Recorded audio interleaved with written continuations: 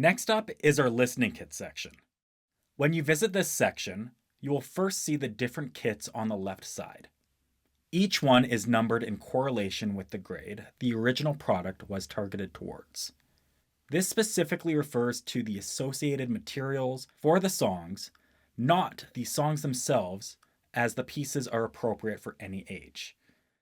Clicking on one will filter the section to show only that listening kit. Let's take a look at a selection.